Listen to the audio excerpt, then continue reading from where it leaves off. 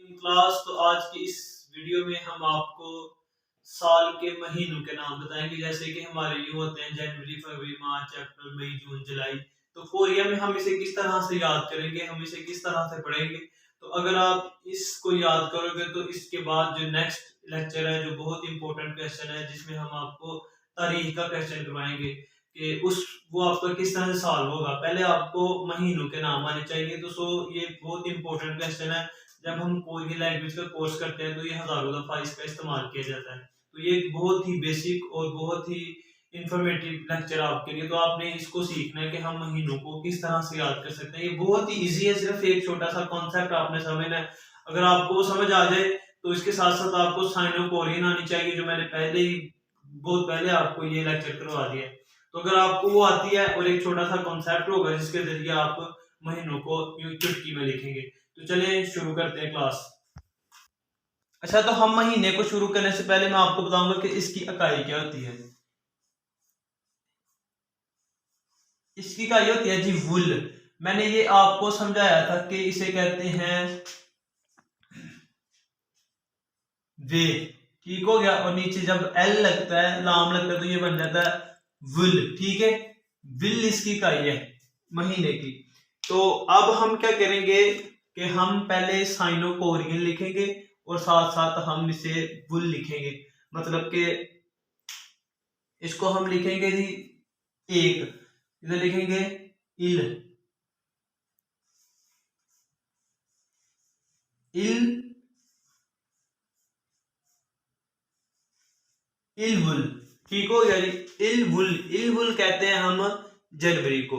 आगे फरवरी के लिए यानी कि 2 के लिए हम इस्तेमाल करेंगे। इसमें महीनों के नाम नहीं, महीनों की काउंटिंग याद रखनी है।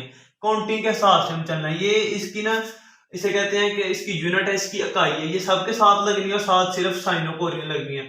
तो फेब को हम कहते हैं ई ईवुल। ठीक है, इलवुल, ईवुल। और मार्च को कहते हैं सामुल सामुल।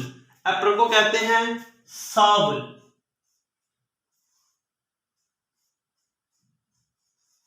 सावुल।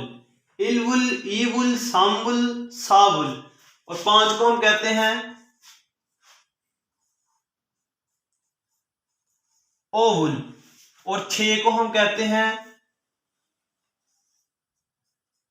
योकवुल।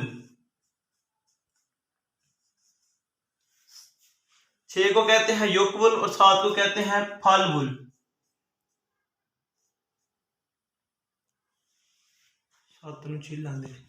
कहते हैं जी छिल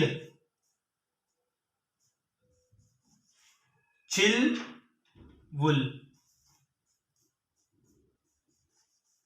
छिलवुल। 7 को कहते हैं छिलवुल। और 8 को कहते हैं जी हम फल फलवुल। 9 को हम कहते हैं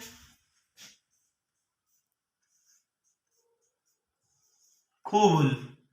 10 को कहते हैं हम शिपवुल। और 12 को हम कहते हैं, 11 को कहते हैं शिप इल वुल शिप इल वुल। 12 को हम कहते हैं शिप ईवुल। तो दोस्तों ये थे हमारे महीनों के नाम। के महीनों को हम किस तरह से लिख सकते हैं। और ये वीडियो आपके लिए बहुत इंफॉर्मेटिव है। अगर आप तारीख का एक बहुत ही इंपॉर्टेंट क्वेश्चन करने जा रहे हैं तो सबसे पहले आपको, अगर आप तारीख का बहुत इंपॉर्टेंट क्वेश्चन करने जा रहे हैं तो आपको सबसे पहले महीनों के नाम आने चाहिए। तो ये एक छोटी सी और बेसिक और इंफॉर्मेटिव वीडियो थी। अगर आपको मेरी ये वीडियो पसंद आई हो तो चैनल को सब्सक्राइब जरूर कीजिए और अपने दोस्तों के साथ शेयर कीजिए। और दोस्तों अब हमारा जो 28 तारीख में अनाउंसमेंट होने जा रही है कि टेस्ट सेशन की कब किसका टेस्ट है। तो अब हम बुक की तरफ आ रहे हैं। इससे पहले हमने सिर्फ आपको बेसिक लेक्चर दिए कि बेसिक कोरियन क्या होती है।